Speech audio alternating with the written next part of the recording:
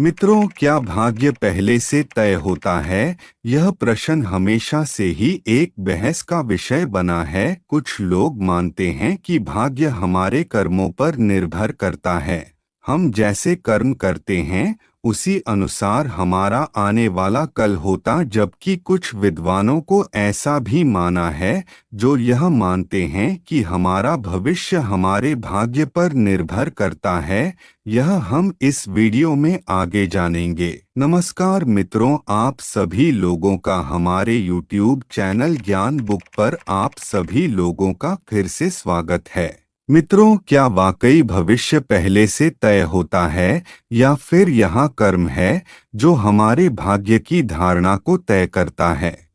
मित्रों, आकाशवाणी हुई थी कि देवकी का 8वां पुत्र कंस का वध करेगा। तब कंस ने सोचा था कि 8वां पुत्र मेरा वध तो तब करेगा जब मैं उसे उत्पन्न होने दूंगा। इसी सोच के साथ कंस देवकी के पुत्रों को जन्म लेते ही मारता चला गया। लेकिन जब देवकी के 8वें पुत्र की बारी आई तो न सिर्फ उसने जन्म लिया बल्कि उसने कृष्ण रूप धारण करके कंस का वध किया। ऐसा इसलिए हुआ क्योंकि कंस का भविष्य पहले से ही निश्चित था।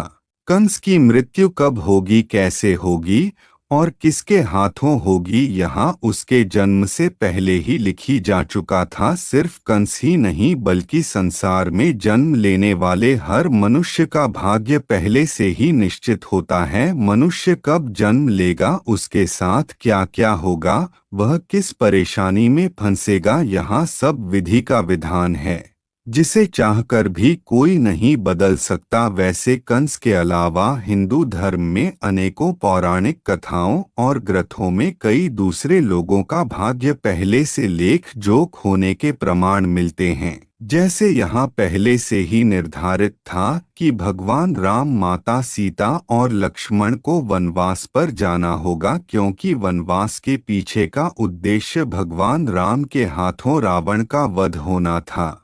अगर केकाई मंत्रा के बहकावे में नहीं आई होती तो ना भरत को सिंहासन मिलता और ना ही भगवान राम माता सीता और छोटे भाई लक्ष्मण के साथ वनवास पर जाते।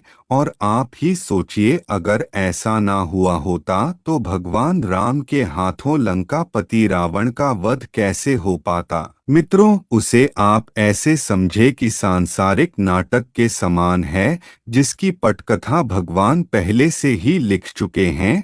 हम इस नाटक के सिर्फ छोटे से पात्र हैं जिनका किसी न किसी उद्देश्य से संसार में जन्म हुआ है। वैसे मित्रों, भविष्य को किस्मत से भी जोड़कर देखा जाता है, जो काफी हद तक सही भी है। लेकिन आपकी किस्मत आपके कर्म पर जरूर निर्भर करती है। वह कहावत तो आपने जरूर सुनी होगी कि जैसे बोओगे वैसे काटोगे। अगर आप अच्छी कर्म करते हैं तो आपके साथ भविष्य में अच्छा ही होगा, लेकिन अगर आपने अपने जीवन में हमेशा बुरा किया है तो आपकी किस्मत बुरी ही होगी, अर्थात आपका आने वाला भविष्य आपके कर्मों की तरह बुरा ही होगा। क्योंकि जिसने जिंदगी भर बाबूल के पेड़ रूपी बुरे कर्म किए हैं उसे आम रूपी अच्छे फल कैसे मिल सकते हैं? इसीलिए हमारे शास्त्रों में हमेशा अच्छे कर्म करने की बात कही गई है, क्योंकि यह अच्छे कर्म ही है जो हमें जन्म और मृत्यु के चक्र से बाहर निकाल सकते हैं। बुरे कर्म करने वाले लोगों को भगवान के चरणों में भी स्थान नहीं मिलता है। यही नहीं, तुलसीदास जी ने अपनी एक चौपाई में लिखा है कि कर्म ही एक प्रधान है। जो जिस तरह के कर्म करता है उसे वैसा ही फल मिलता है।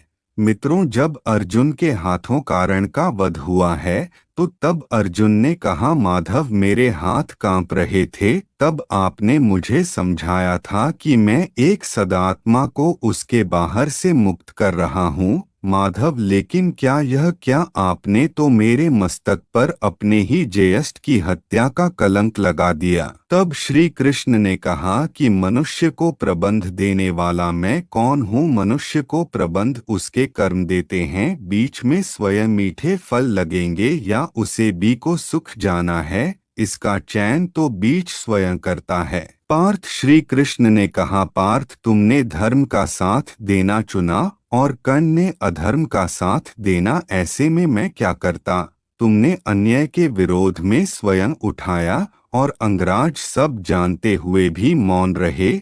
मैंने कई बार विकलाप चुनने के अवसर कर्ण को दिए, लेकिन उन्होंने हर बार दुर्योधन और उसकी मित्रता का चयन किया, ऐसे में बताओ मैं क्या करता। मित्रों, श्रीमद् भागवत गीता में इस अध्याय से हम यह समझ आता है कि भगवान हमें बहुत बार अच्छे कर्म करने का विकल्प देते हैं, लेकिन हम ऐसा नहीं करते, जिसके बाद हम अपनी बुरी किस्मत पर रोने लगते हैं।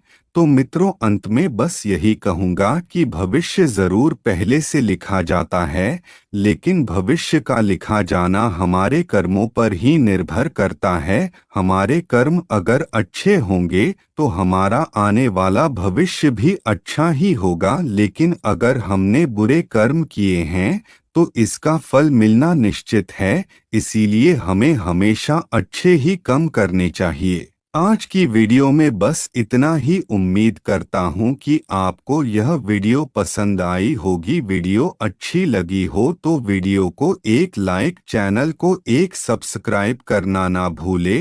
धन्यवाद मित्रों।